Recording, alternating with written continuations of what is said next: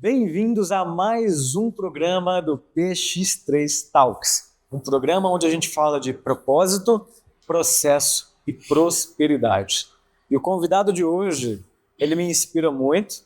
Eu já acompanhei algumas palestras, ministrações dele em Belo Horizonte, e ele tem uma história de vida incrível. E eu tenho certeza que ele é familiar para vocês. Com vocês, Pastor Fábio Lacerda.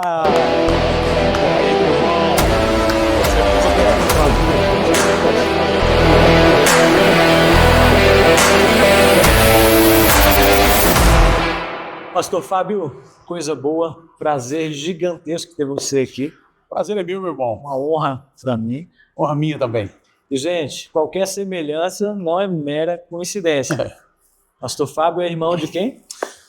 Com muito orgulho do César Menotti Fabiano. Coisa boa. Duas figuras que têm declarado sucesso aí pelo Brasil, com a história de vida incrível também. Verdade. E hoje, dentro dessa história que a gente tem aqui no PX3 de propósito, processo e prosperidade, queria que você compartilhasse um pouco da sua história. O que é propósito para você, o que é viver o processo e o que é a real prosperidade, quando a gente se conecta com o eterno. Maravilha, meu irmão. Olha, em primeiro lugar, é um prazer muito grande estar aqui e poder falar de assuntos que são tão importantes e pertinentes, né, aos dias de hoje. Mas a minha história e a história dos meus irmãos, ela é junta. Nós não temos histórias separadas, sabe? Nós nascemos, eu e o Fabiano, no interior do Paraná, numa cidade que se chama Califórnia. E o Cezinha nasceu no interior de São Paulo, numa cidade que chama Itapira. Isso aí porque meu pai, garimpeiro, meu pai mudava muito de lugar para lugar. Meu pai é mineiro, mas foi criado no Paraná. E ele mudava muito e a gente acompanhava. Então, a nossa infância foi morando em vários lugares do Brasil. Viajando. Aonde tinha ouro, meu pai estava indo. Meu pai ia atrás. E a gente viajava acompanhando, minha mãe, César, o Fabiano e eu. E tivemos oportunidade até os 13, 14 anos de morar quase em todos os estados do Brasil, quase todos. Não foram todos. E o lugar que a gente mais morou é Minas Gerais, porque Minas Gerais é muito rica, né, em coisas minerais, a nossa riqueza mineral, nossa riqueza natural, o metal é uma realidade aqui em Minas desde quando se descobriu o Brasil, né? E até hoje continua assim. Temos uma terra muito rica e próspera, né? Mas nessa faixa de 14 anos que eu tinha para 15, o Cezinha 10, o Fabiano 17 ali, meu pai com minha mãe resolveram que estabelecer Belo Horizonte, depois da gente morar em vários lugares, também em Minas, Belo Horizonte a gente morar. Porque minha mãe achou que a gente precisava focar mais nos estudos, porque, para você ter uma ideia, um ano, não me lembro qual, mas alguma coisa ali em 99, 97, mais ou menos, 99, nós começamos estudando no Paraná, em Apucarana. De Apucarana, meu pai mudou para Presidente Epitácio, no interior de São Paulo, e depois nós fomos para o Tocantins, tudo isso, Gurupi, em um ano. Então você imagina a diferença, né, de cultura, de sotaque, de tudo. E ali, bullying, era o que acontecia com a gente, era bullying, né? Recebi muito bullying, não teve nenhum trauma para isso não, mas você chegava lá, pessoa completamente diferente, no meio do ano, assim, aleatoriamente, né? Então a gente já entrava com apelido, com coisa, com tudo, mas foi assim. E aí minha mãe resolveu a gente ficar aqui com meu pai, para que a gente pudesse estudar, focar nos estudos, e a gente começou a fazer isso, mas foi uma época difícil para o meu pai, muito difícil. Meu pai, quando nós éramos menores, meu pai teve uma vida muito boa e nos proporcionou uma vida muito boa no sentido financeiro. Então tivemos uma infância maravilhosa, com todas as coisas boas, tudo que uma criança, né, gostaria de ter naquela época. Por exemplo, uma bicicleta, um videogame Atari, a gente tinha. Então, nós éramos muito felizes nesse sentido. Meu pai nos proporcionava essas coisas. Mas quando a gente chegou na fase da adolescência, meu pai passou por um problema financeiro muito grande. E ficou muito doente também, muito doente. E isso ele continuava no garimpo. Continuava no garimpo. E o garimpo era o sustento da nossa casa, né? Era o sustento, a gente foi sustentado durante muitos anos com dinheiro de garimpo. Por isso que, quando às vezes eu vejo campanhas aí falando mal dos garimpeiros, questões de meio ambiente, a gente entende algumas coisas, mas a gente sabe que não é tudo verdade, não é isso. Não é verdade o que eles falam do garimpeiro, da forma que eles falam.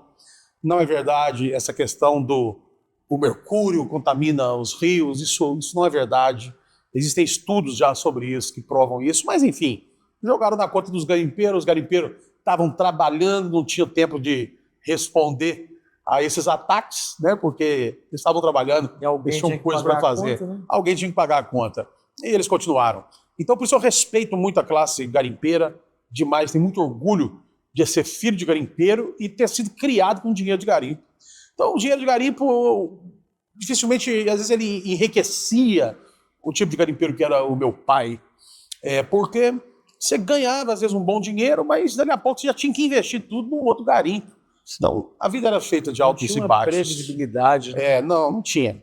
Então, a vida era feita de altos e baixos. Né? E meu pai, não podendo trabalhar, criou um problema muito sério financeiro dentro da nossa casa. Então, na nossa chegada em Belo Horizonte, foi um momento que a gente passava uma dificuldade financeira muito grande. E aqui numa capital, que a gente não conhecia ninguém, não tínhamos parentes, não tínhamos amigos. Interior, as pessoas se ajudam, elas se conhecem, elas sabem o nome, sabem de quem que você é neto, de quem que você é filho. Na capital não. Na capital não funciona assim. Né? As pessoas são mais arredias, elas são mais assim, conservadoras em fazer amizade, demora mais. Então nós passamos uma situação muito difícil. A gente ficou muito pobre, muito mesmo. A gente passava muita necessidade das coisas. Não tínhamos condição de ir para a escola. Tivemos que optar por trabalhar para ajudar em casa. Você tinha quantos anos, né? Isso aí eu tinha 16 anos. Adolescência, já... Isso. A escola acabou, foi trabalhar mesmo. Eu ainda insisti, até os 18 anos, eu ainda insisti em trabalhar e estudar, meus irmãos também. Entendi. Mas chegou um momento que não tinha mais jeito, não dava mais. Sabe, a situação era tão difícil, que a gente tinha que fazer alguma coisa para ajudar em casa mesmo. E como que às vezes o emprego era difícil de arrumar, a gente arrumava trabalho. Então a gente foi trabalhando em várias coisas. Eu, o Fabiano, o Cezinho, por exemplo, durante um período grande, a gente foi vendedor de suco de laranja. Eu sou um ex-vendedor de suco de laranja no sinal de trânsito, assim como os meus irmãos também. O meu sinal e o do Fabiano era onde é o Itaú Power Shopping hoje. Lá só tinha umas torres, umas torres de usina grandes. Tinha do lado. E ali naquela avenida tinham 2 sinais, um de quem vem e um de quem vai, e eu ficava de um lado, o Fabiano de outro. Ali chegava às 8 da manhã, ficava até 6, 7 da noite vendendo suco de laranja. Fase de 16, 17, isso, 18 anos. Isso. E o Cezinha ficava em Contagem, aonde tinha o camelódromo, em Contagem, na João César de Oliveira ali. Ali que era o ponto dele, ele vendia ali dentro dos camelôs ali, o suco de laranja. Ele tinha um carrinho amarelo. Quem for de Contagem dessa época, de 99, assim vai lembrar, 98, 99, era uma laranja redonda, né? Aí o suco ia ali dentro, a gente empurrava aquilo, parava no sinal e vendia. E dava um dinheirinho bom. O suco vocês produziam ele ou compravam? Não, produzia. A gente produzia ele. A gente fazia ele e vendia. Dava trabalho. Dava. E ela dava cedo. Lá em casa o negócio começava 4 horas da manhã já. 4 horas da manhã começava para fazer o suco. Empreendedor aí. Irmão, eu nem vou te falar que é veia empreendedor, eu vou falar assim, é a veia da necessidade. Necessidade. Eu costumo dizer assim para as pessoas, olha, emprego sempre vai faltar. Por vários motivos. Por motivos econômicos do país, por motivo de mão de obra não qualificada que falta, mas trabalho tem para todo mundo. Para todo mundo. Fala assim, olha, não existe ninguém, absolutamente ninguém nessa terra, que se tiver sem dinheiro nenhum, ele sair de casa, ele não consegue voltar com pelo menos R$ 100. Concordo. Não existe ninguém, tem ninguém. A não ser que for uma pessoa inválida. Aí é diferente, essa carece da nossa misericórdia, da nossa ajuda. Mas você tem força. Mas se tem força, eu falo aqui, olha para você. Um balde e um pano. Se você sair 5 horas da manhã na sua casa e for numa rua de movimento, e o primeiro carro estacionar, você começar a abordar, fala, senhor, posso passar um pano no seu carro? O senhor pode me dar quanto o senhor quiser. Ninguém vai te negar meio balde de água cheio. Uma lanchonete, algum lugar, ninguém. Existe até na rua, tem até algum lugar que tem outros lugares, tem até torneira. Você passa um pano com água e um pano você limpa um carro por fora. Faz talvez até mais de R$ 100 no dia. É. E ali o cara te dá um dinheiro. Você já pega outro, já pega outro, já pega outro. Quando for 7, 8 da noite, eu te garanto, o pão e o leite você leva para sua família. Você pode, talvez, não conseguir pagar a conta de luz de uma vez. Você pode, talvez, não conseguir comprar um filé mignon, mas uma linguiça, um franguinho, alguma coisa você consegue. E você falando nisso, eu penso hoje nessa agenda que a gente enfrenta, que está sendo pregada, que é auxílio disso, auxílio daquilo, auxílio disso. Não sou contra nada, porque a gente, às vezes, não sabe a necessidade que determinadas pessoas têm, né? Quando eu estou falando isso, eu estou falando para uma pessoa que pode sair de casa, né? Mas uma mãe com 3, 4 filhos pequenos, ela não tem condição de fazer exatamente isso, né? Concordo plenamente. Mas eu, com os meus irmãos, durante muito tempo, a gente criou os nossos empregos, né? Então, minha mãe é de descendência italiana. Minha mãe faz uns pães grandes, assim, lindos, maravilhosos. Então, minha mãe fazia pão, botava no saquinho, amarrava, eu ia vender pão. Aí um dia eu estava lá no centro, eu vi uma loja lá, vendia pano. Falei, qual pano aqui que dá para fazer pano de prato? Aí a mulher falou, esse pano aqui. Eu falei, quanto que custa? Ela falou, tanto. O dinheiro que eu tinha, eu comprei de pano. Deu um tanto de pano lá que eu nem me lembro. Fui para casa, minha mãe, máquina de costura a vida inteira, que antigamente era assim. Toda mulher, podia ser qual classe social fosse, ela tinha uma máquina de costura. Né? E minha mãe também. Falei, mãe, vamos cortar, a senhora faz a bordinha do pano aqui, que eu nem me lembro o nome. Minha mãe fez, peguei aqueles panos de prato, saí para vender, andei a cidade toda, vendendo pano de prato. E voltava com dinheirinho, E assim foi nossa vida. Aí arrumei um emprego num lugar, num teatro, depois arrumei outro, depois outra coisa, aí o Fabiano arrumou um emprego na loja de carro, o Cezinha arrumou um emprego numa loja que não existe mais aqui em Belo Horizonte, chamava Red Point. Ele começou a trabalhar com 12 anos, para 13 anos. Calça jeans, sapato, Paulo Pedras, querido, pessoa maravilhosa, nosso amigo até hoje. E Cezinha começou a trabalhar lá com 12 anos de idade, bem novo. Sabe? Novo. Meu primeiro emprego também foi com 12 anos no escritório de advocacia, eu era office boy. Imagina, eu naquela época, como é que as coisas mudaram, né? E eu com 12 anos, cara, eu ia pro fórum levar processo. Valeu. E buscar processo também para o meu padrão. Tomou uma responsabilidade muito... Exatamente. Depois fui trabalhar em farmácia, trabalhei em farmácia há muito tempo, com 14 anos eu aplicava injeção já. Eu lembro de ouvir um testemunho, você conta de seu pai, eu acho que ele teve um processo da saúde, que ele tinha 6 meses de vida. Sim. Foi nessa época? Foi nessa época. Quando a gente estava aqui em Belo Horizonte, o meu pai começou a piorar muito o estado de saúde dele. E ele tinha um médico, Dr. Wellington, reumatologista. Meu pai tinha um problema renal. E nós fomos no consultório dele lá em Nova Lima. Chegamos lá no consultório, ele pediu para meu pai entrar sozinho, meu pai entrou. Daí a pouco ele veio e nos chamou, eu e o Cezinha. Falou, senta aqui. Aí nós entramos. Entramos, ele falou assim, olha, seu pai, eu quis conversar com ele em particular, mas ele falou que não quer esconder nada da família. Então eu vou falar para vocês. Pelos exames do seu pai, o seu pai tem 6 meses de vida. Uau. Mas mesmo assim, eu não sei como ele está vivo. Porque nós tínhamos ali, eu com 16 para 17 anos, Cezinha com 14. Um choque, né, cara? Pensa 2 meninos, adolescentes, que tem o pai como herói, né? Que teve um pai que teve avião, que ficou um ano dentro da floresta amazônica, no Suriname, Guianas Francesas, em vários lugares, trabalhando para sustentar a família. Um cara desbravador, cara que era temente a Deus, mas não tinha medo de nada. E você vê ele ali condenado à morte, né, pelo médico. Não que o médico estava errado, o médico estava certo no seu diagnóstico. Às vezes a gente tem uma tendência a achar que os médicos estão errados na fala, alguma coisa. Não, mas um médico falou do que ele estudou, do que ele aprendeu. Né? Então, imagine, aquilo foi um choque, aquilo foi um baque. Né? Você saber que seu herói, sua referência, estava com os dias contados. E a gente não tinha o que falar, e o pior de tudo, de não ter o que falar, não ter o que fazer. Não tinha o que fazer. A gente numa situação financeira difícil,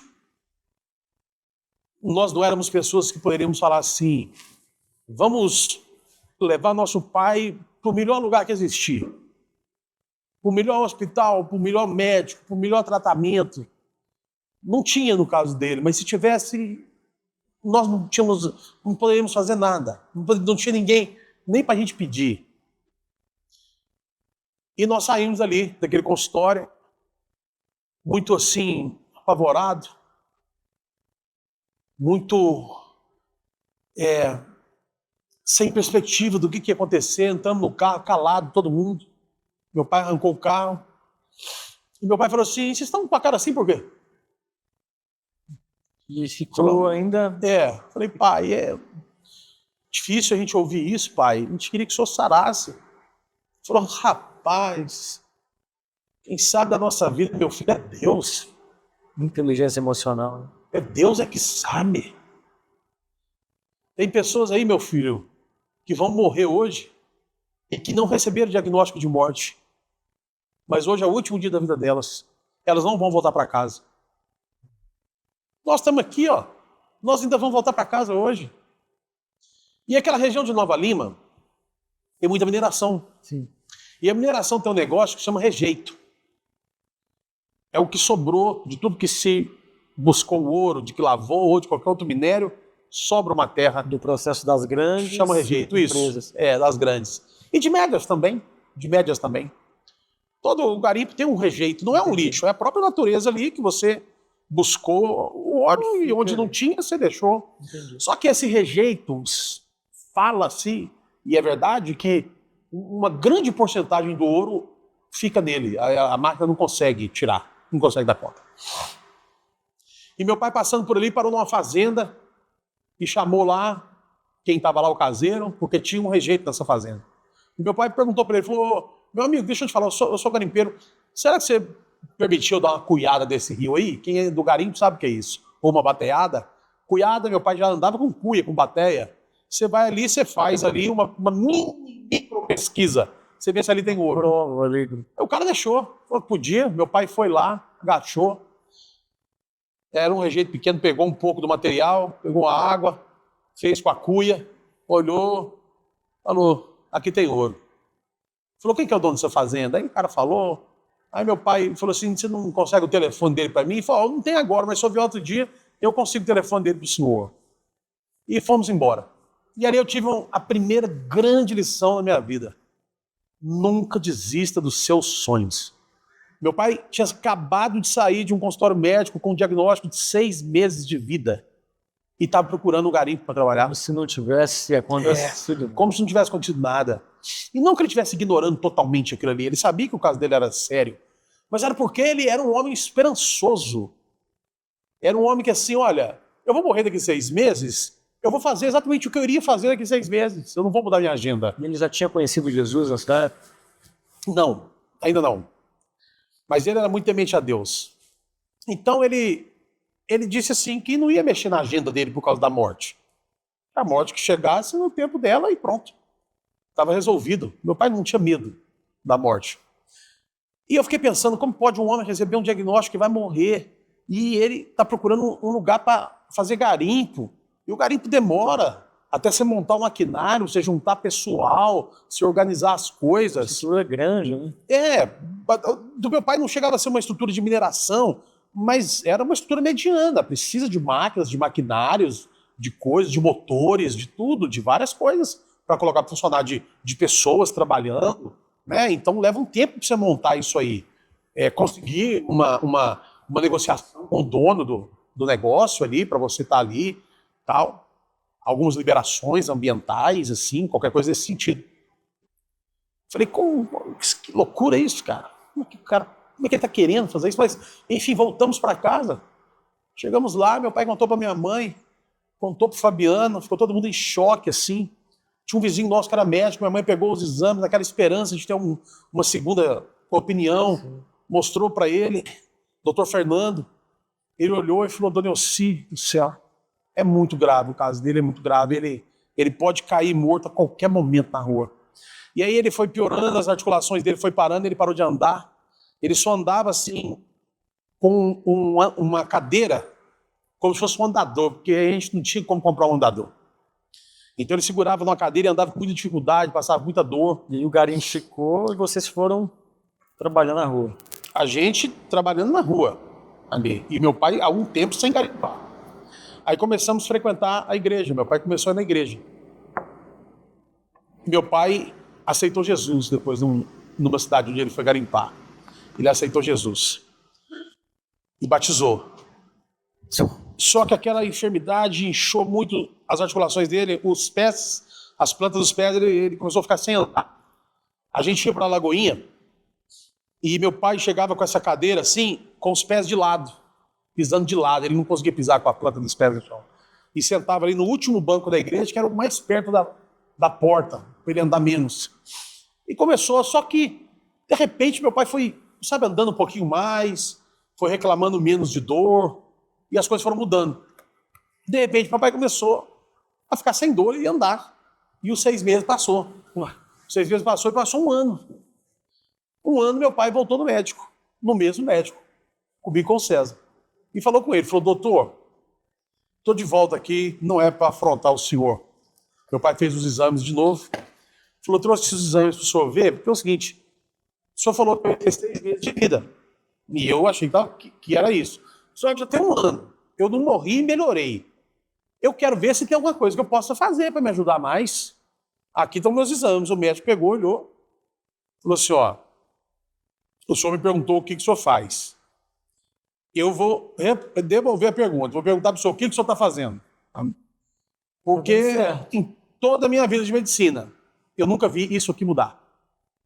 Nunca vi esse exame mudar. Aí meu pai falou, ó, o que eu estou fazendo, eu estou indo na igreja orando, pedindo a Deus. Uau. O médico falou assim, então continua. Essa foi o diagnóstico, o remédio dele. Faltou fazer uma. O remédio que o médico passou falou, continua. E meu pai continuou. Do dia que meu pai recebeu o diagnóstico de 6 meses de vida, até o dia que Deus recolheu o meu pai, foram 20 anos.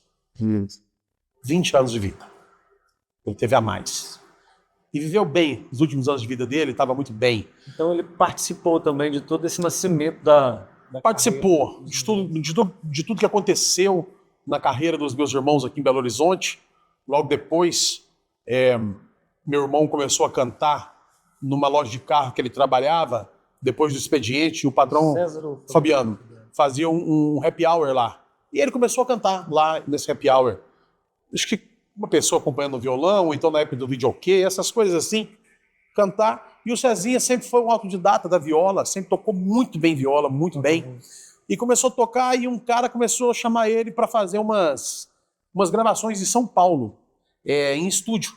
O cara contrata o serviço, precisa de um violeiro para tocar os acordes, ele tocava lá. Aí ele ia para São Paulo, voltava. Aí o Fabiano começou a cantar com um amigo dele, um cara queria fazer uma dupla com o César em São Paulo, aí o César estava em Belo Horizonte, sentado no sofá, o Fabiano deitado no chão. Aí ele falou com o Fabiano assim, Fabiano, vamos montar uma dupla nós dois? Aí o Fabiano estava deitado com os pés cruzados, assistindo um filme de tarde, e ele fez assim. Essa foi a resposta dele, só isso. Ele nem respondeu como fala. Tipo, não deu crédito ali? Não. Quando deu crédito, falou, beleza, bora. A resposta é essa, bora. Aí formaram a dupla. Aí começaram a cantar os dois, violão e voz. E canta ali, surgiu um outro convite ali, eu ajudando desde o início. mais um convite aqui, um aniversário, uma cavalgada, um lugar, outro lugar. Quando a gente viu, o Fabiano ganhava 2 salários, o César um salário, eu um salário, era o que a gente conseguia fazer, defender. Quando a gente viu, essas coisinhas estavam dando mais que o salário. Então nós paramos de trabalhar no trabalho convencional e dedicamos à música. Porque estava dando mais. Então, meus irmãos, eles nunca tiveram a pretensão assim, pô, vamos lançar a carreira, ser famosos, ficar conhecido, viajar o mundo, e ter a nossa música, e gravar um DVD, e ir na televisão. Eles nunca falaram sobre isso, eles nunca falaram sobre fama. Que legal, Sabe? Nunca falaram sobre então. muito dinheiro, sobre ficarem ricos. E eles falavam o seguinte, falaram, cara, isso aqui dá mais do que o nosso trabalho. Então vamos fazer mais isso aqui, que além da gente ficar livre, a gente ainda está fazendo o que a gente gosta. Só que isso foi tomando outras proporções. E aí a história é grande, tomou uma proporção muito grande. Chegou uma época que eles fizeram 180 shows só no estado de Minas Gerais, sem nunca ter ido em televisão, sem ter lançado disco, sem nada. E aí veio uma gravadora, Universal Music, para Belo Horizonte, falou que tinha interesse neles, fez uma proposta comercial, gravou um DVD no Café Cancún, do Palavras de Amor, que estourou a música Leilão. Aquilo projetou eles nacionalmente, internacionalmente. Foi uma febre. Eu lembro que todo mundo tinha no celular. Foi uma febre. Eles foram o primeiro ringtones de ouro do Brasil. Os aparelhos celulares tinham a opção de você baixar uma música para ser o seu toque de celular. Mas tinha alguma coisa também no telefone deles? Não Tinha. Aí a música deles foi a mais baixada. Aí eles ganharam o quadro de ringtones de ouro pela gravadora, né? De todos os artistas da gravadora, a música mais baixada foi a deles. Depois a Sony Ericsson lançou um celular do César Menotti e Fabiano. Eu lembro. Era um celular pretinho, vinha a caixa com a foto deles, e no celular vinha um vídeo deles dando boas-vindas, um clipe de leilão cantando e 5 músicas já vinha no telefone. E foi muito legal isso nessa época. Foi muito interessante, né? Porque era um produto novo, um celular, e você já tem o seu nome estampado ali com uma marca e tal. E aí, nessa época do primeiro ano, eles foram recorde de público no Brasil inteiro. Me corrija se eu estiver errado. Eles que foram os que iniciaram esse estilo universitário também, não foram? Sim. João Bosco Vinícius faz um trabalho parecido lá no Mato Grosso, no Mato Grosso do Sul, e eles faziam aqui. E quando explodiu isso, o Fabiano no DVD, porque eles tocavam no observatório e é muito universitário, ele falou assim, quero mandar um abraço a todos os universitários desse Brasil querido. Por causa dos universitários que a casa de show era em frente à faculdade, frequentavam, por isso. Aí se chamou de sertanejo universitário. Né? Teve gente que torceu o nariz, não gostou, criticaram, alguma coisa assim, mas o negócio abriu uma porteira para um novo sertanejo. Né? Um novo sertanejo. Então, depois do César Menotti e Fabiano, veio muitas duplas que fizeram sucesso. Algumas já cantavam, mas não tinham feito sucesso ainda. Né? Outras foram formadas depois da formação do César Menotti e Fabiano. Tem dupla famosa, não vou falar o nome, eles não se sentem bem com isso, mas eles mesmos falam isso. Eles falam assim, olha, nós fomos num show na nossa cidade, estava o César Menotti e Fabiano cantando, era show deles, nós fomos lá assistir, compramos uma mesa, fomos assistir. Aí nós olhamos assim e falamos assim, cara, se esses caras estão cantando e fazendo esse sucesso, nós podemos fazer também. E esses caras explodiram, são um fenômeno até hoje. E eles contam isso para meus irmãos, né? Aí o Fabiano fala assim, rapaz, até hoje eu não sei esse negócio dele falar assim, que se esses caras estão cantando, fazendo sucesso, nós podemos fazer também. Eu não sei se é bom ou se é ruim. Se ele está fazendo isso como uma inspiração, você está falando assim, pô, se esses caras ruins estão fazendo sucesso, nós vamos fazer também. Aí ele brinca com isso. Aí foi desse jeito. E aí aconteceu a dupla César Menotti e Fabiano, que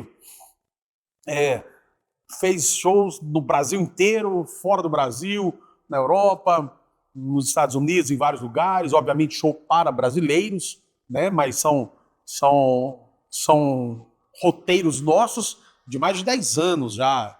Todo ano se faz um roteiro internacional pela Europa, pelos Estados Unidos, e é muito gostoso, muito bom, muito interessante.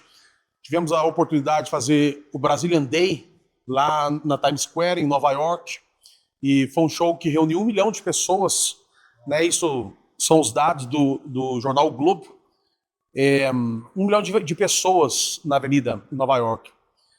Então, pô, você saiu daqui do bairro Monsenhor Messias, né, numa casa pequenininha, mas com muito amor,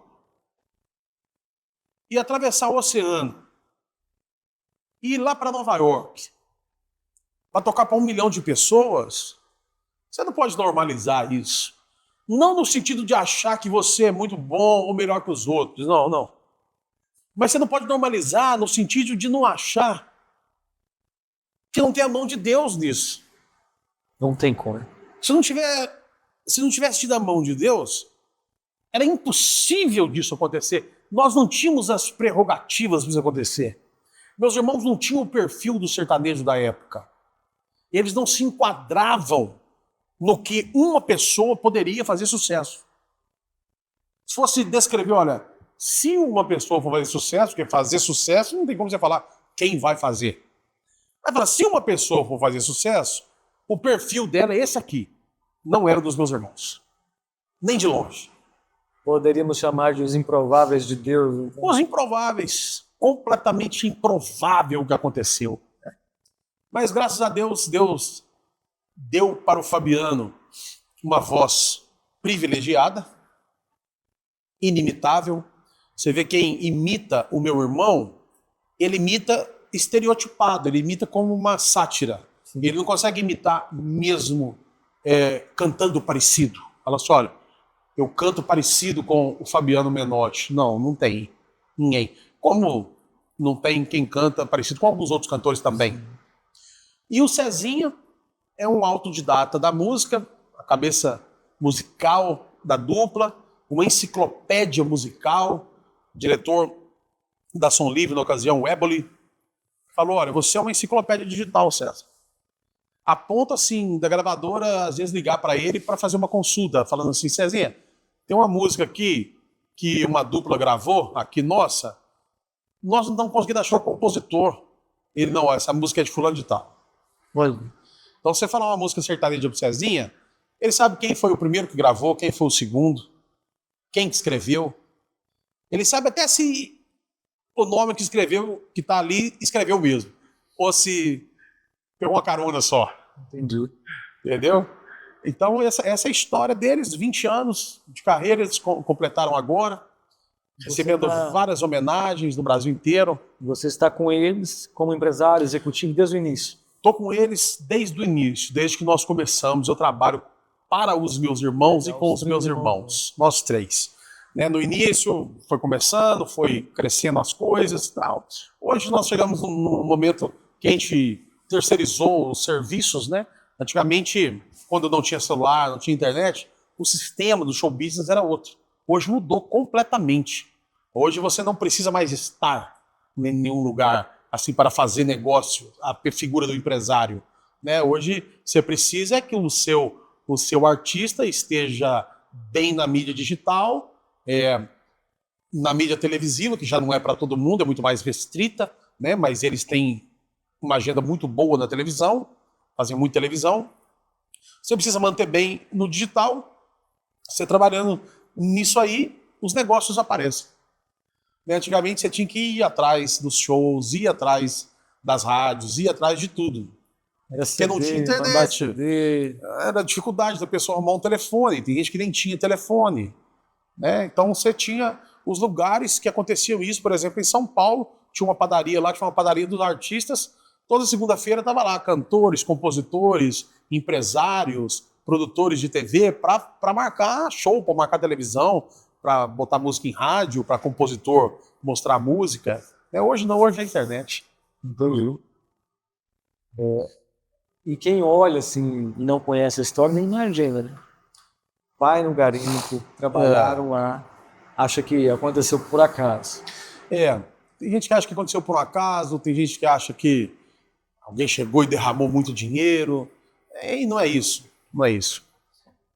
As coisas, eu costumo dizer assim, olha, o dinheiro é importante, ele é importante, sim, no negócio, para lançar um artista. A sua experiência é importante, tem várias coisas importantes de serem analisadas, mas nenhuma delas é o principal. Nenhuma delas é por aquilo. Então nós vamos ter no Brasil artistas que gastaram 10 milhões e estouraram. Aí nós temos um outro que não gastou nada e estourou também. Aí nós temos um outro que gastou 20 e não estourou. Aí nós temos um outro que estourou uma música só e nunca mais apareceu. Aí nós temos um outro que estourou um CD só e sumiu. Então tem todo tipo de coisa. Tivemos pessoas que fizeram muito sucesso, mas não se mantiveram na carreira. Então não tem ninguém no Brasil hoje que pode ser considerada uma autoridade dentro do show business para descrever exatamente como é que funciona uma pessoa fazer sucesso. Porque essa receita não existe. Isso eu ia falar. O que vai existir são pessoas capacitadas que vão fazer um empresário, investidor, gastar o dinheiro certo, gastar menos, sabe? Falar assim, olha, se tiver que fazer, tem esse caminho aqui, que é o mais comum. Mas sem fórmula mágica. Mas sem fórmula mágica. Mas tem gente que fez sem esse caminho também. E tem um monte de gente que fez esse caminho e não fez sucesso. Sabe? Então, esse sucesso que a gente fala assim de sucesso de público, de fama, de televisão, de dinheiro, funciona de uma maneira. Mas aí você tem um outro sucesso também, que é o seu sucesso pessoal. Sim. Tem muitas pessoas que são um sucesso na carreira artística, um sucesso na sua carreira comercial, mas é um fracasso na sua vida pessoal, né?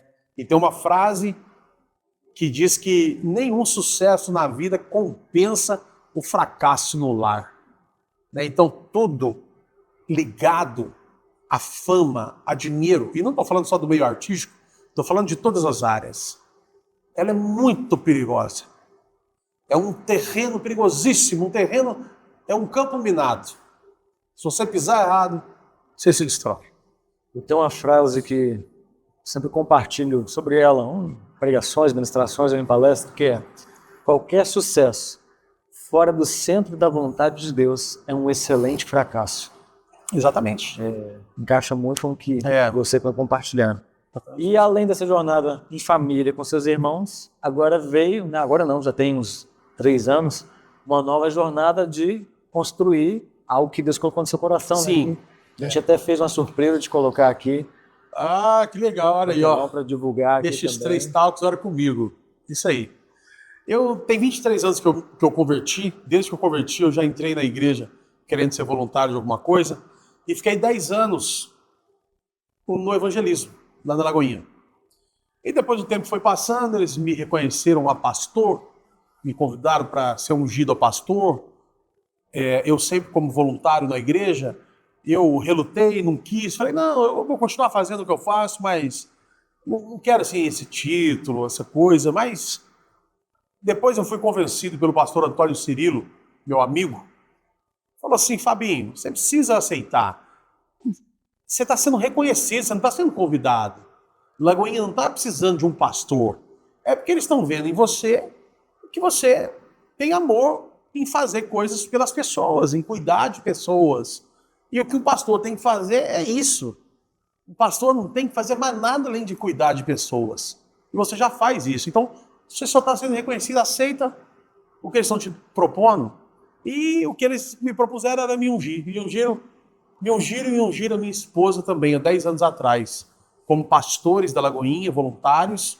E nós estamos lá até hoje, eu estou lá há 23 anos, 10 anos como pastor. Faço o culto de quarta-feira, toda quarta-feira, 7h30 da noite, na matriz, no templo principal. Eu faço o culto, que é transmitido pelo YouTube, pela Rede Super de televisão também. Faço capelania prisional também, atendo nos presídios as pessoas. Faço atendimento pastoral na igreja também, né? E o meu trabalho, minha família, E há 3 anos atrás, eu decidi colocar em prática uma nuance de uma lembrança que me veio na cabeça de 20 anos atrás, que era um festival de oração. Eu queria fazer um festival de oração. E uma coisa em comum, né? Um festival de oração. Exatamente. Queria juntar, eu passei em frente na época do Mineirão e fiquei olhando aquele lugar, só que eu, muito pobre, eu ia para Lagoinha com um vale transporte, eu ia a pé e voltava de ônibus. E às vezes ia a pé, voltava a pé. Várias vezes eu fui na igreja. Morava ali na rua Burutuba, número 20. Quem conhece ali o bairro Monstro Messias vai saber. Eu subia uma rua, atravessava a Pedreira Prado Lopes, saía do Odilon Beres, atravessava o Antônio Carlos, pegava a Diamantina ali e saía na Lagoinha. E ia e voltava a pé, várias vezes. Então era muito improvável também acontecer um negócio desse naquela época. Não tinha nem o caminho, nem como, nem o quê. E isso passou, sumiu isso da minha memória. E eu estava num evento no Mineirão, trabalhando, e olhando aquele evento, depois da pandemia, e me veio aquela lembrança. Falei assim, olha, eu pensei isso aqui, há 20 anos atrás, fazer isso aqui, com o povo de Deus, orar.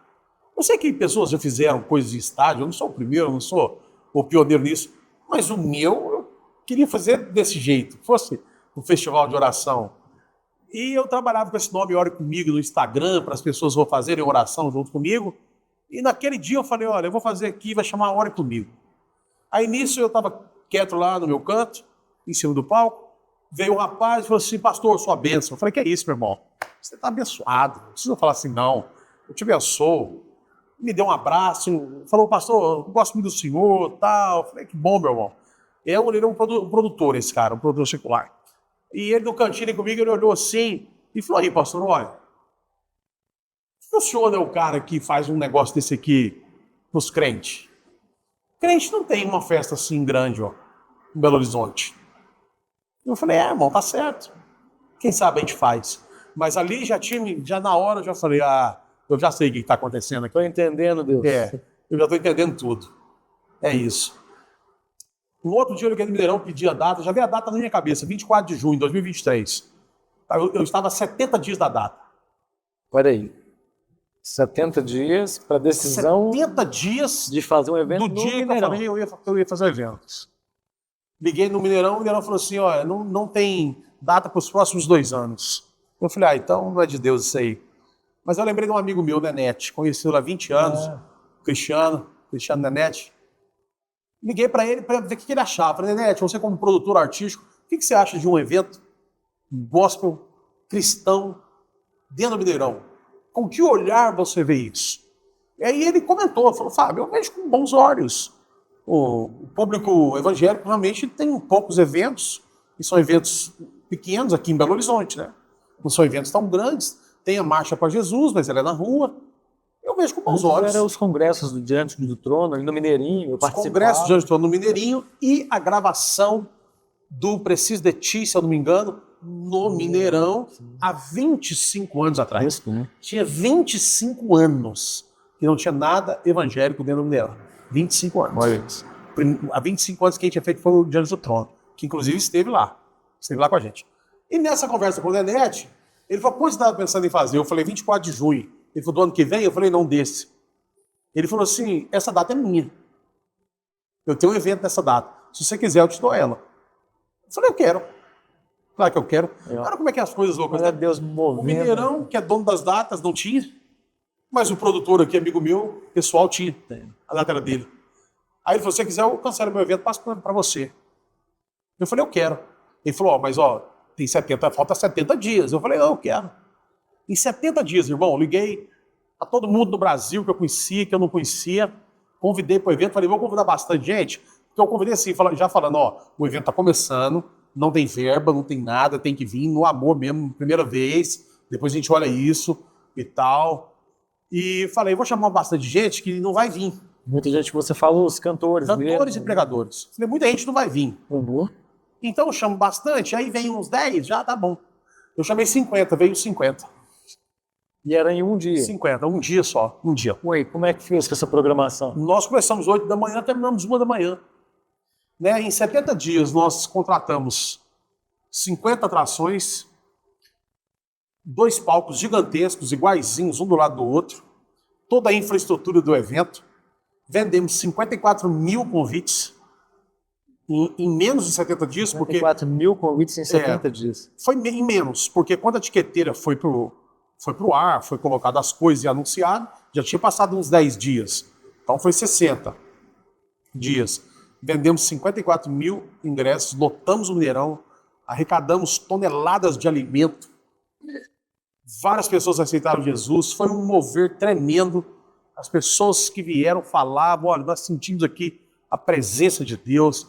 Eu trouxe todo mundo que eu quis, eu consegui trazer, meus amigos pessoais, o Thiago Brunet, o Dave Leonardo, o Eliel Lima, aí veio o Fernandinho, veio a Aline Barros, veio a Bruna Carla, Brunão Morada, Eli Soares, Median Lima, Valesca Maísa, Gabriela Rocha, Toma boa. todo mundo, André Valadão, Diante do Trono, Ana Paula cantando com Isaac, filho dela. Foi a coisa mais linda. Anderson Freire, Pastor Ezenete, Pastor Márcio, todo mundo, irmão. Pastor Jorge Linhares. Ficou a coisa mais linda. Foi muito lindo. Foi muito lindo ver aquilo. Quando eu olhei aquele Mineirão lotado. Eu tenho uma foto que eu pedi para ele. Eu falei, tira essa foto aí, que eu vou guardar. Fui lá no palco, lá tirei uma foto, que eu falei, meu Deus, há 70 dias atrás eu estava nesse mesmo lugar, vendo um show que não é para o nosso público. Hoje eu estou aqui, no mesmo lugar de novo, 70 dias depois, com 54 mil pessoas, na verdade tinha 60 mil, porque 6 mil foram as cortesias, as coisas, com 60 mil pessoas orando. Um festival de oração. Um festival de oração, orando, louvando, fazendo apelo, o povo aceitar Jesus, orando por casamento, orando por restauração de saúde, orando por várias coisas. E eu olhava aquilo e falava assim, só o Senhor Deus de Israel tem poder para fazer isso aqui. Porque ele escolheu uma pessoa que não tinha as prerrogativas para fazer, conhecia do show business, mas do outro lado da mesa. Eu conhecia do show business colocando um artista numa festa, não sendo uma festa que recebe artistas. Entendi. Troquei de mesa, já troquei para receber 50 de uma vez. E 50, você faz a conta. Uns 32 eram bandas. Então é um artista com a sua banda. O resto era preletores. Então a dinâmica daquilo ali foi uma loucura. Foi uma loucura, né? E fiz do jeito que Deus direcionou. Não foi do jeito que deu, não. Nós fizemos tudo do melhor. Foi o melhor palco que tinha, que é a Épico. O melhor palco que tem no Brasil hoje, Épico Produções. Foi o melhor palco, o melhor LED, o melhor som, os melhores produtores. Tudo bom do melhor, com excelência. Eu quis criar uma experiência para os cantores, ministros de louvor, os pregadores e para o público também. Então eu briguei lá para comida ser mais barata, para ter ingresso barato. Eles não queriam que tivesse ingresso barato. Eu botei, o meu ingresso começava a R$26, uma coisa que não existe no estádio. Você tem um ingresso de R$26, não existe. Porque eu pensava assim, falei, cara, o pai de família, ele tem que trazer o filho dele a primeira vez. Isso é o mais baixo que eu consigo colocar. Com o pessoal do catering, que cuida da alimentos e bebidas, eu sentei com eles e falei, meu irmão, deixa eu te falar uma coisa. Eu tenho irmãos ricos, mas a maioria dos meus irmãos são pobres. Eu não posso colocar uma Coca-Cola nesse preço. Eu não posso colocar uma água nesse preço, cara. Eu não posso ter um salgado nesse preço. Eu não posso deixar uma criança vir aqui e o pai dela não ter condição de comprar um salgado e uma Coca-Cola para ela. Uma água, nós temos que baixar isso aí. Aí ele falou assim, mas se baixar daqui vai ter que tirar de você. Eu falei, tira de mim. Pode tirar. Não tem problema. Só que esse preço não pode ser praticado. Nesse evento, não. E assim foi feito. Algumas coisas a gente retirou do cardápio, que não fazia sentido de caro. Outras a gente deixou. Não estou falando que eles estão errados no preço, não é isso. Mas eu quis dar uma condição para os meus irmãos. Queria que os meus irmãos Sim. Todos os meus irmãos de Belo Horizonte tivessem condição de ir. E eu fiz ações em lugares também que a gente entregou alguns ingressos, algumas comunidades, alguns lugares para que as pessoas fossem. Queria todo mundo lá, família. E eu pude ver, contemplar isso com os meus olhos. Ver famílias, pai, mãe, filho, relatos de pessoas assim, que primeira vez que estava indo, que tinha ido, falando comigo, olha, pastor, é a primeira vez que a gente ia ir no estádio, a gente nunca teve a oportunidade. Dessa vez a gente teve. Aquilo para mim era um maior pagamento assim, que eu poderia receber. Fiz um investimento muito alto nesse evento, porque ao contrário do que as pessoas pensam, né, e eu fui muito criticado. Fui criticado porque pessoas falaram assim, que eu estava cobrando para orar. Só orava a senhora de graça. A senhora na sua casa, na sua igreja, lá no culto de quarta-feira comigo. O que a gente estava cobrando é para a pessoa estar dentro do estádio, com uma estrutura gigantesca de painel de LED para ela assistir, de som, de segurança, de tudo, um ambiente favorável para ela estar ali adorando junto com os outros irmãos naquele dia. Para ver as pessoas que ela gosta, que ela só via na televisão, que ela só via pela internet, que ela nunca viu pessoalmente, mas que ela ora com essa pessoa, que ela recebe ministração dessa pessoa todos os dias no YouTube. Ali era uma oportunidade dela estar com esse irmão pessoalmente, que é irmão dela também. Então essa era a ideia. Fechou o evento. O evento não se pagou nem de perto assim. O que eu fiz, o preço dos ingressos que eu coloquei, ele não vendeu 54 mil, só que ele não cobriu a conta do evento, né? A nossa participação nos bares, como eu baixei o preço também não cobriu a conta do evento. Então, eu falei, olha, essa responsabilidade é minha. Eu quis isso aqui, eu senti que Deus mandou.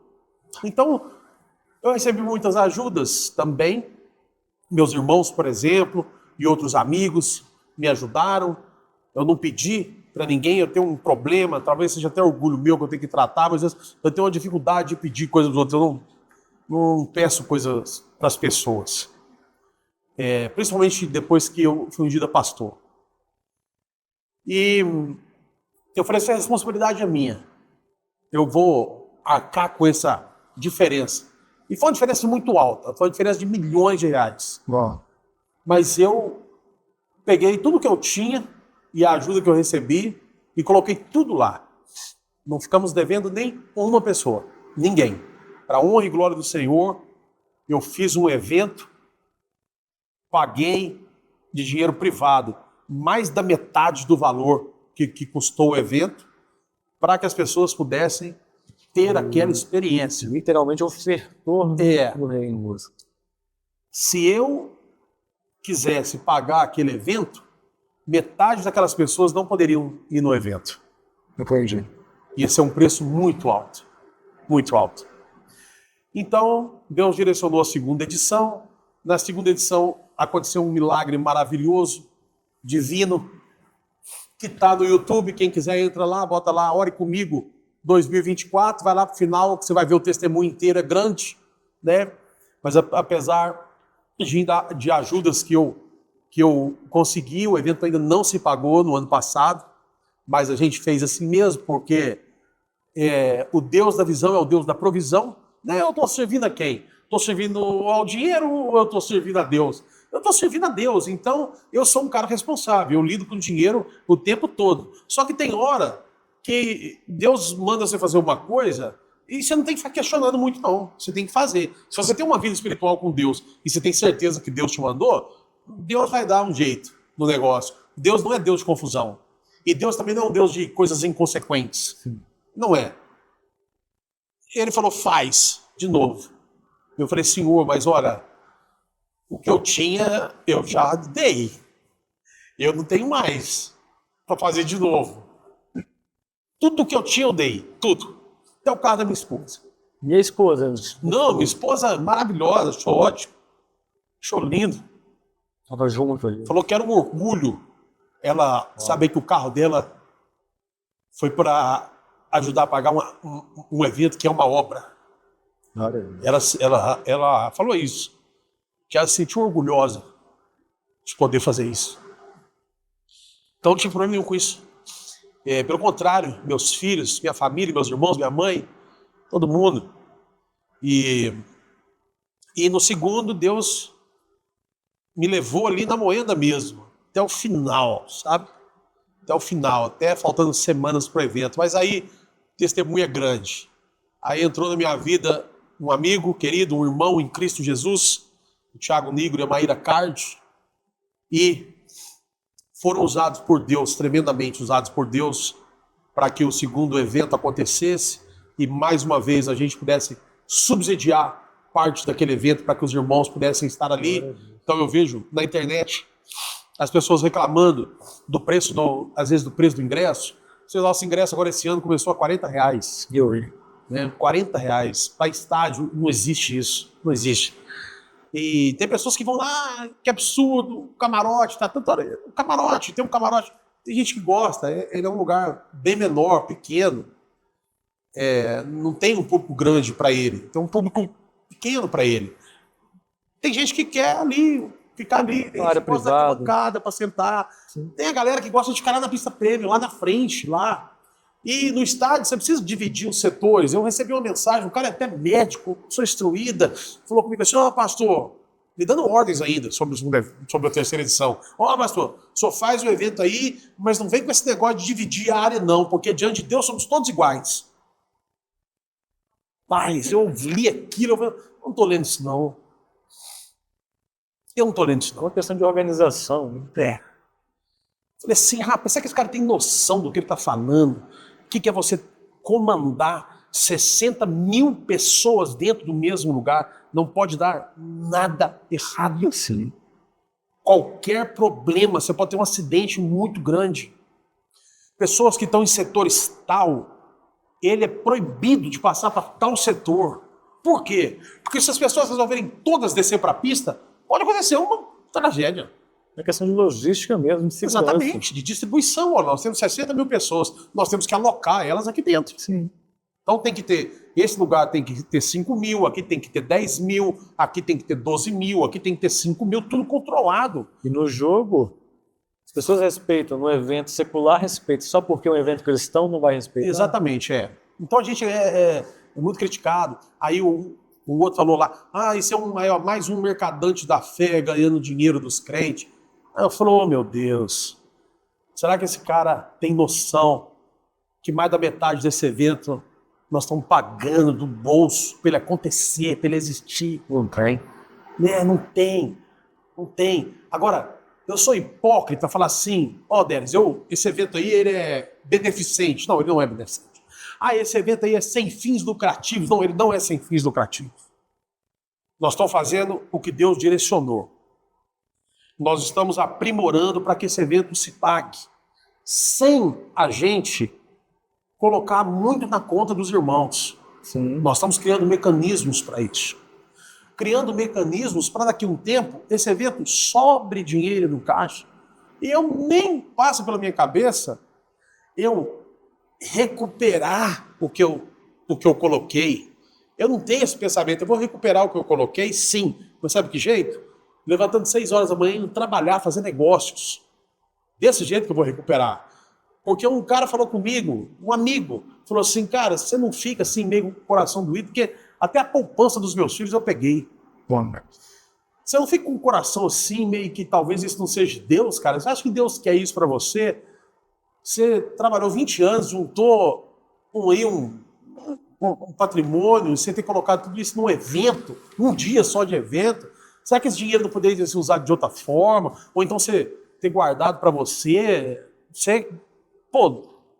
Foi tão difícil você ganhar isso. Falei para esse irmão, o que eu tenho que não foi Deus que me deu? Nada. Tudo foi Ele, cara. Eu não tenho esse dinheiro que eu juntei e que eu gastei todo. Eu não tenho capacidade intelectual de ganhar. Deus me deu uma oportunidade. Deus me deu uma oportunidade de ganhar. E Ele pode me dar a oportunidade de ganhar de novo. Eu não tem que ser da obra aqui e falar assim, olha, eu plantei nesse terreno fértil, eu quero colher, agora deixa a senhora comigo. Não. Isso pode acontecer de outra coisa. Isso não acontecer também está tudo certo. É para o Senhor de coração, sabe? Eu digo isso, não é para me vangloriar nem para agradecer, porque eu sei que aquele que fala o que doou já perde a honra daquilo ali, eu sei disso. Só que isso eu falo só para as pessoas entenderem e diminuir os ataques. Entender que a gente fez aquilo ali com muito amor, que a gente literalmente pagou para cada pessoa que pisou ali dentro. Não estou falando dos preletores e da banda, não. Estou falando da plateia. Cada plateia que entrou me custou um valor. Sim. E eu paguei. Investiu ali na vida de cada um. Para que ele pudesse estar ali. E quantas vidas, né? Eu acho que uma coisa que eu não sei se você consegue ou conseguiu contabilizar, quantas almas se renderam ali a Deus. Na primeira edição não conseguimos. Na segunda edição nós tínhamos uma equipe de 1.000 pessoas que são consolidadores, trabalharam lá. Nós fizemos um apelo no final. Eles contabilizaram mais de 15.000 pessoas que confessaram Jesus como Senhor e Salvador pela primeira vez. E tem dinheiro que paga isso? Não tem dinheiro que pague isso, sabe? Não tem. Então, assim, quando eu não tinha dinheiro nenhum, não me faltou nada. Quando eu tinha dinheiro sobrando, não que eu esteja passando necessidade, graças a Deus eu trabalho, eu tenho um salário. Deus, quando eu tinha dinheiro, Deus não me deixou faltar nada também. Agora que eu abri mão do meu patrimônio, não tem me faltado nada também. Eu não estou deixando de fazer nada por causa disso. Você me entende? Então, assim, as pessoas têm que entender que o nosso sustento vem de Deus. Sabe por quê? Porque se eu confiar que eu estou seguro porque eu guardei um patrimônio, e não está errado guardar, não. Está certíssimo. Pelo contrário, você tem que aprender a poupar e investir e guardar dinheiro para o futuro. Você tem que fazer isso. Mas se você colocar sua confiança total nele, o que você vai fazer a hora que você tiver um problema que dinheiro não paga? E aí, o que nós iremos fazer? Iremos recorrer a quem? Para onde vai correr? Existe algum lugar, alguma instituição, algum banco, alguma agência, Não, nós só temos um lugar para recorrer, a Deus. Ele pode fazer por nós algo que o homem não pode fazer. Ele pode interferir divinamente na vida de uma pessoa, como interferiu na vida do meu pai, como interferiu na minha vida, como interferiu no segundo Ore Comigo. No segundo Ore Comigo foi uma interferência divina. Divina. Está lá o testemunho para quem quiser assistir. Não tem como aquilo ter acontecido se Deus não tivesse operado um milagre. Então eu tenho minha vida assim, olha, o meu sustento vem do céu. Eu trabalho todos os dias, eu trabalho desde os 12 anos de idade. E vou continuar trabalhando. E vou continuar trabalhando. Para eu ter para mim e para eu ter para os outros também. E para eu poder, obviamente, dar uma condição de vida melhor para minha família. Só que o meu sustento é de Deus. É Ele que provém na minha vida.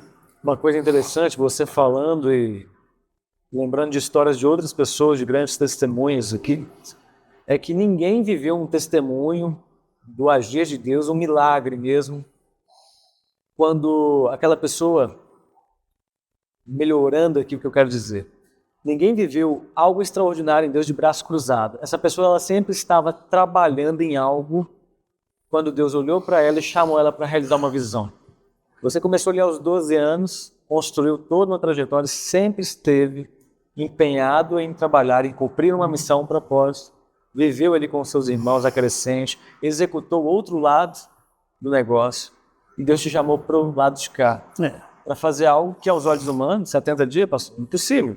Em 70 dias, cara, para quem entende um pouquinho de show business, em 70 dias, você fazer um evento, começar do zero, uma marca nova, para 60.000 pessoas dentro do estádio, é humanamente impossível. Todos os meus amigos que eu ligava, falava assim, que eu chamava, o Thiago Brunet, eu liguei para ele. Falei, Thiago, eu vou fazer um negócio assim, queria que você viesse. Você vem para mim? Ele falou assim, Fabinho, deixa eu te falar uma coisa. Eu sou seu irmão. Eu faço o que você quiser. para você. Eu vou. Mas eu tenho que te falar. Toma cuidado. É muito apertado. Eu faço evento, eu sei como é que é. Eu falei, Thiago, eu sei. Essa vez você vem. Ele falou, vou. Um outro amigo meu não contou nada para mim, mas contou depois. Ele falou assim, ó, durante o seu processo, eu já estava conversando com várias pessoas para a gente fazer uma vaquinha para te socorrer. Porque nós falamos assim, ele não vai dar conta. Antes desse evento começar, ele já vai pedir arrego para poder resolver esse negócio e até cancelar esse evento e pagar a conta. E como eu te amo, eu já estava me preparando para te ajudar. Então é o seguinte, quando eu entrei no Mineirão, que eu vi aquele Mineirão lotado, com 60 mil pessoas lá dentro, e vi aqueles 2 palcos gigantes, eu falei assim, Deus é com o Fábio. Deus é com o Fábio. É Deus. Senão não tinha como isso aqui acontecer. Não tinha como. Deus é. É. E aconteceu. E agora a gente vai para a terceira edição. Vamos para a terceira edição do Ore Comigo. Agosto de 2025. 23 de agosto de 2025. Essa temporada do PX3 Talks, ela vai ao ar agora em junho. Sim. Então você que está assistindo ainda dá tempo, se não esgotar até lá. Olha, do jeito que está indo, nós temos um lançamento semana passada e fizemos uma previsão do que iria vender com aquele lançamento, né? A nossa previsão foi 6 vezes mais. Nós vendemos 6 vezes mais do que nós achamos que iria vender. Então, pelo andar da carruagem e a métrica de vendas, né, esse ano os ingressos vão esgotar com muita antecedência. Talvez, quando esse programa estiver passando, já esgotou os ingressos. Esgotou os ingressos. E eu creio que ele vai se tornar itinerante. Se Deus quiser, nós estamos na dispensação de Deus sempre, mas com muitos convites já, até para fora do país, até para fazer em outros lugares, para fazer nos Estados Unidos, nós já temos convites. Quando eu falo convite, é convite sério, convite de produtor que fala assim, olha, eu tenho aqui essa estrutura, isso, eu entro com isso aqui, eu quero que vocês tragam o evento para cá. Temos em São Paulo, temos em Belém, temos em Manaus, temos no Rio Grande do Sul, já temos vários pedidos de empresários do meio que querem que o evento vá para esses lugares. E nós estamos assim, o que Deus falar para a gente fazer, nós vamos fazer, e se Ele liberar para a gente fazer, a gente faz e Ele nos abençoa. Amém. Coisa boa. E vai ser sucesso. Vamos dizer, porque é para Ele. Com a graça de Deus. Com a graça de Deus. Pastor, e para encerrar o nosso papo, que eu queria ficar aqui mais umas 2 horas falando. Dentro disso que a gente fala no PX3, propósito, processo e prosperidade. O que é encontrar o propósito com essa certeza, por exemplo, que você tem quando Deus te diz para fazer o Ore Comigo? Ô Denis, olha só. Quando você fala essa questão de propósito, é uma coisa muito perigosa, porque existem pessoas na internet hoje batendo muito na tecla de que você tem que encontrar o seu propósito, que você não está atingindo outros níveis na sua vida, você não está subindo de nível porque você não achou o seu propósito. E tem pessoas que têm comprado essa ideia, que ela precisa de um propósito, que ela precisa descobrir o propósito dela, e a vida dela está travada, porque como ela não descobriu o propósito dela específico, ela não está fazendo nada. Porque ela fala assim, eu não vou estudar direito, porque eu não sei se faz parte do meu propósito. Eu não vou trabalhar nessa empresa, porque eu não sei se faz parte do meu propósito. Eu não vou mudar de cidade, porque eu não sei se faz parte do meu propósito. A vida está travada, está estagnada. Nós temos que entender uma coisa. Existem pessoas com propósitos específicos por Deus. Esses propósitos podem ser por períodos da sua vida. Talvez Deus tenha um propósito para você enquanto você é solteiro. Talvez Deus tenha um propósito para você enquanto você é casado. Talvez eu trabalhei 23 anos com os meus irmãos para poder ter uma expertise e coragem de colocar um evento desse para funcionar. Talvez se eu pensasse friamente e começasse a fazer coisas analíticas, eu não faria esse evento. Esse evento não existiria. Esse Ore Comigo, que é considerado o maior evento de oração da América Latina. Talvez ele não existiria. Mas por causa que eu estava dentro de um ecossistema, eu me senti confortável de falar assim, Pô, não é que eu sei demais. Falei, cara, pega o mundo. Sim. É o mundo isso aqui. Então eu fui nele. Então meu propósito, aí, agora, olha pra você ver, eu tenho um propósito de cuidar da minha família, eu tenho um propósito de cuidar bem do que os meus irmãos confiaram na minha mão, eu tenho um propósito de sempre estudar, orar e buscar uma palavra de Deus para pregar para as pessoas. Eu tenho um propósito em estar no presídio acalentando as pessoas que estão ali. Também sou criticado por isso, que as pessoas falam, e a vítima. Mas olha, nós vamos dar assistência para todo mundo. Para as vítimas, para as famílias das vítimas também.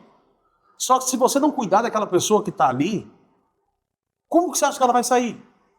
A maior ressocialização que pode existir na vida de um detento é ele aceitar Jesus como Senhor e Salvador e nascer de novo. Toda vida importa, né? E exatamente isso Toda tem vida acontecido lá dentro.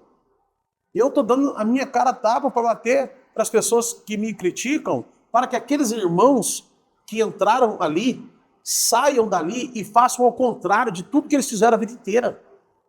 Essa é a intenção. Então são vários propósitos. Agora, para esses propósitos, existem o processo. Eu não posso pegar qualquer pessoa e levar comigo para fazer uma capelania prisional. Existe um curso, existem pré-requisitos, existem coisas que você precisa saber que estão até extra-cursos. Existem leis reais daqui do papel e existem leis lá dentro deles. E você tem que respeitar ambas para você estar ali. Então tem um processo para a pessoa passar. Para eu chegar no Ore Comigo, eu passei por um processo de 23 anos para eu ter essa coragem. Muita gente não entende isso, né, Fábio? Porque é umas coisas assim, para ontem. Não, quero para ontem. E aí Deus não te deu para ontem. Exatamente. Ele não existe ou ele não me ama, não funciona. Então, o que as pessoas têm que entender é o seguinte: o nosso principal propósito aqui na Terra é glorificar o nome do Senhor. E você tem que glorificar o nome do Senhor em tudo que você fizer. É isso. Se você estiver na faculdade estudando, você tem que glorificar o nome do Senhor. Se você for trabalhar, você tem que glorificar o nome do Senhor. De que maneira? Eu trabalho numa padaria. Eu vou ficar lá assim, glória a Deus, Senhor, seu nome seja glorificado o dia inteiro. Não, lógico que não. Você nem deve fazer isso. E esse costuma ser até chato, ficar fazendo isso toda hora. Banaliza. Sim. Sabe como é que você vai glorificar a Deus na padaria? Sendo o melhor funcionário da sua função. Chegando mais cedo e saindo mais tarde. Pessoas pedir um café, sirva o café da melhor maneira possível. Sabe, você pede um café às vezes numa padaria, a pessoa derrama no pires, não tem o menor cuidado, te entrega ali, nem olha na sua cara direito. Aí você pede um suco de laranja, a pessoa faz um suco de laranja lá, ela te traz o suco de laranja segurando o copo assim, escorrendo pelo dedo dela a laranja, o suco de laranja, ela põe até no topo, assim, ó, escorrendo, põe lá, você vai pegar aquele tem melado assim. Aí você vai conversar com essa pessoa fala assim, não, sabe o que é? O meu patrão não me valoriza. Por isso que eu faço desse jeito aqui, ó. Por isso que eu faço. Rapaz, as pessoas não têm noção que ela pode estar servindo um café e um suco de laranja para uma pessoa que vai mudar a história dela. Verdade. Eu conheço um porteiro que teve a vida mudada financeiramente, mas mudada mesmo. Porque ele era o porteiro mais educado daquele lugar. Ele era fino. Ele era prestativo. Ele dava bom dia. Ele não era conversado demais. Ele sabia o lugar dele. Muito bom dia, tudo bem? Bria. O senhor pode deixar isso aqui para mim, minha esposa vai saber? É claro, com certeza. Bom dia, boa tarde, tudo bem? Boa tarde, bom dia, boa tarde, bom dia, boa tarde, anos. Até que um cara de dentro do lugar onde ele morava abriu uma empresa e falou assim, eu preciso de uma pessoa cordial. Preciso de uma pessoa assim que seja simpática às 6 horas da manhã. Porque tem gente que é simpático, só que 6 da manhã não. Ele chega do trabalho bravo, cara fechado, lá para 11h30 que ele começa a abrir o sorriso. Verdade. Aí ele lembrou desse cara. Chama esse cara. Pô, mas o cara não tem as qualificações para estar nesse cargo da empresa. Eu vou dar as qualificações para ele. Ele vai estudar, eu vou pagar para ele. O cara pegou um emprego que mudou a vida financeira dele completamente. Só porque ele era o melhor porteiro do lugar. Né? Então as pessoas não entendem isso. A Bíblia diz que os olhos de Deus estão em todos os lugares, contemplando os bons e os maus. Faça bem feito tudo que vier à sua mão. Faça bem feito. Se o seu patrão não te recompensar, Deus vai te recompensar. Faça como se fosse para Deus. E também faça tudo que vier à sua mão, faça bem feito, porque para a sepultura, onde todos nós iremos, lá não tem planos mais. Lá não tem como você fazer mais nada certinho. Lá acabou. Ele zerou o game. Então, enquanto você está aqui na Terra, faça o que é possível. E tudo o que for fazer, faça como se fosse para o Senhor. Faça como se fosse para o Senhor. Não ligue para o seu patrão. Não amaldiçoe o lugar que você trabalha. E tem gente que amaldiçoa. Como é que isso aqui é sério, delas? Para a gente encerrar. Tem gente que trabalha numa empresa, ela amaldiçoa o patrão, ela entra nessas conversas que tem de internet, de lacradores aí. Pô, você vai trabalhar para deixar patrão rico, não sei o quê, não sei o quê, não sei o quê. E aí o cara compra essa ideia e ele vai trabalhar, ele tem raiva do patrão, que o patrão tem um carro bom, ele tem raiva do patrão, que o patrão tem dinheiro, e ele começa a amaldiçoar o lugar que ele trabalha. Ele amaldiçoa onde ele trabalha. Só que ele esquece de uma coisa. A palavra tem poder. Deuteronômio, capítulo 30, versículo 19, diz assim: eis que hoje tomo os céus e a terra como testemunhas contra ti, de que te propus a vida e a morte, a bênção e a maldição. Escolha a vida para que viva você e seus filhos. Olha que versículo forte. Deus está te dando a vida, a morte, a bênção e a maldição, e já te falando. Ó, já escolhe a vida. Já estou te dando a resposta. Estou botando para você escolher, mas já estou te direcionando. Aí o cara vai para o emprego e amaldiçoa o emprego dele. A palavra tem poder. O que sai do emprego dele? O pão e o leite para a mesa da casa dele, que quem vai comer são os filhos dele. Se ele está falando que aquela empresa é amaldiçoada, o que sai daquela empresa é amaldiçoado também. Sim. Então ele está levando maldição para dentro da casa dele, para os filhos dele e para a esposa dele. Olha como isso é sério. Muito sério. Né? Então você está dentro de uma empresa de onde você tira o pão e o leite. Se você não está gostando, você pode sair, sai. Mas não amaldiçoa, não. Se você está aí, quando você chegar em casa, dobra o seu joelho, abençoa o seu patrão.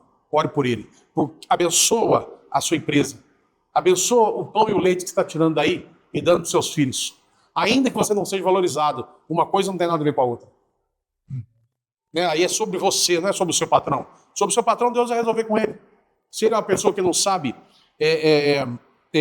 não sabe agradecer, não sabe reconhecer, Deus vai tratar com ele. Agora, o que Deus tem que tratar com você é particular, irmão. Uma coisa que não vai ter no céu é desculpa. Não, eu fiz isso porque fizeram isso comigo. Não trabalhei direito porque meu patrão foi ruim para mim. Não vai ter isso não. A conversa é com você. Você servia é a quem? É a Deus ou ao diabo? Porque muitos vão dizer, Senhor, Senhor, e ele vai falar assim, afaste de mim, não te conheço. Não te conheço. Porque o que é válido no homem é o que ele faz, não é o que ele fala. Quando Jesus fala assim, cuidado com os falsos profetas. Aí ele fala como que nós vamos reconhecê-los. Vocês irão reconhecê-los pelos seus atos ou pela sua maneira de viver. É aí que nós vamos reconhecer as pessoas. É aí que você reconhece um falso profeta. Não é no que ele está falando, porque ele pode falar bonito. Ele pode falar com veludo, ele pode falar uma palavra boa. Então é um cuidado que nós temos que tomar. Então a nossa atitude vai falar quem nós somos. Uau, que bate-papo importante, necessário, professor. Eu já quero te convidar para outra data. Só marcar, meu irmão. E aqui no Peixe Estranho a gente tem um ritual. No final, o convidado ele traz para a gente um nome de alguém que tem história de propósito, processo e prosperidade e teria um legado para compartilhar aqui com a gente. Tem um nome que você quer compartilhar com a gente? Tem, irmão. Tem sim. Tem um nome. Se chama Jesus Cristo. Ele tinha um propósito, ele tinha um processo e ele tinha um legado. E quando ele vai para o jardim de Getsêmani, e ele ora, Pai, se possível, afaste de mim esse cálice, mas que seja feita a sua vontade, não a minha. Naquele momento, quando ele orou isso, Ele não estava querendo fugir da cruz. Ele não estava querendo fugir de se entregar em nosso lugar. Não era disso. Não era das chibatadas, não era da humilhação, não era dos cuspes na cara. Não era disso que ele queria fugir. Quando ele fez essa proposta para Deus, o pai dele, falou: Pai, se possível, afasta de mim este cálice, não estes, esse. Mas que seja feita a tua vontade, não a minha. Porque dali a instantes ele passou por todo um processo para cumprir um propósito. Dali a instantes ele ia ser pregado numa cruz. E ele ia se tornar uma maldição. Porque a Bíblia diz: maldito todo aquele que for pendurado do madeiro. E ele fez aquilo para que eu não precisasse fazer. Para que você não precisasse fazer. Quando ele está na cruz, que ele vira um maldito, ele fala: Pai meu, por que me desamparastes? Jesus perdeu a comunhão com o Pai, porque ele se fez um pecador. Deus não compactua com pecadores. O salário do pecado é a morte. E Jesus estava ali, se fazendo pecador por nós.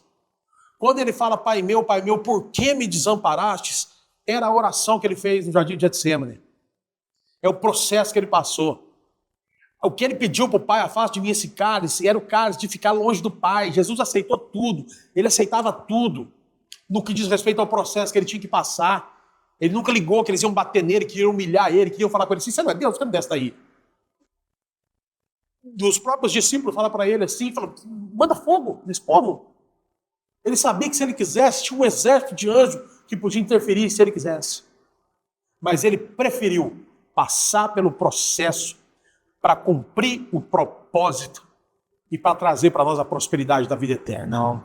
Logo depois que ele é afastado do Pai, ele se entrega, ele fala: tetelestai, está consumado, paguei tudo, não tem mais preço.